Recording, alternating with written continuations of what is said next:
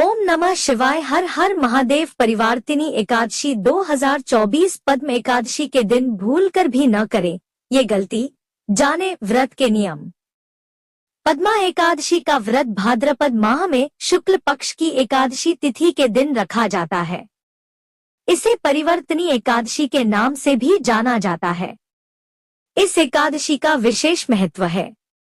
दरअसल चातुर्मास में जब भगवान विष्णु शयन करते हैं तो इस दिन वह करवट बदलते हैं।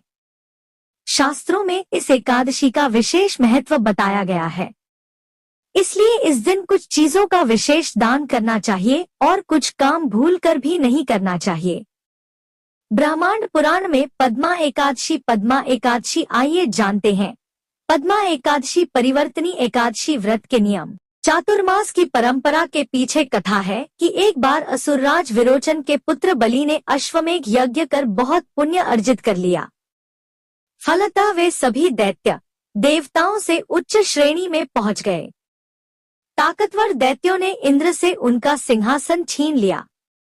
तब अन्य देवताओं के साथ देवराज इंद्र भगवान नारायण की शरण में गए और भक्तवत्सल भगवान विष्णु ने उन्हें सहायता का वचन दिया। वचन पूर्ति को उन्होंने वामन अवतार धारण किया और बलि के सिर पर पैर रखकर 3 पग में धरती, आकाश और पाताल नाप कर बलि को आश्रयहीन कर दिया।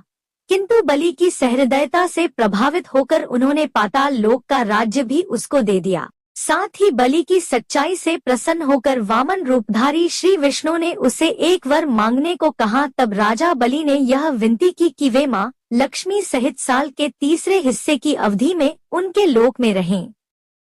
प्रभु ने उसकी मनोकामना पूर्ण की।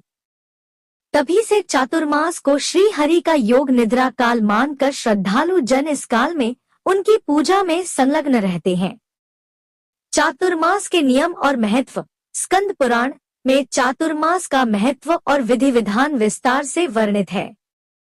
भारतीय मनीषियों ने इसे विशिष्ट साधना काल की संज्ञा दी है। प्राचीन काल में इन 4 महीनों में साधक गण एक ही नियत स्थान पर रहकर तप साधना करते थे। वे बाहरी दृष्टि से सो जाते थे पर मन जागता रहता था।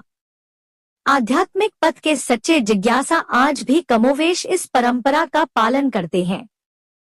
सनातन धर्म में त्रिदेवों ब्रह्मा, विष्णु और शिव में भगवान विष्णु को पालनहार माना गया है।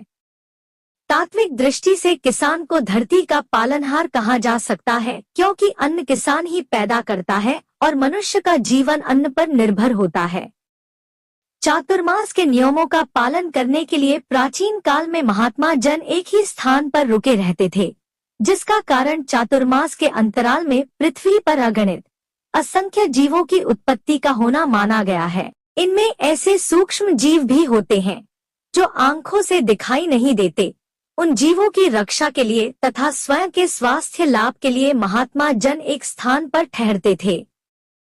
तो आज के इस वीडियो में इतना ही। वीडियो पसंद आया हो तो लाइक कीजिए, शेयर कीजिए। मिलते हैं कुछ अगले वीडियो में। हर हर महादेव।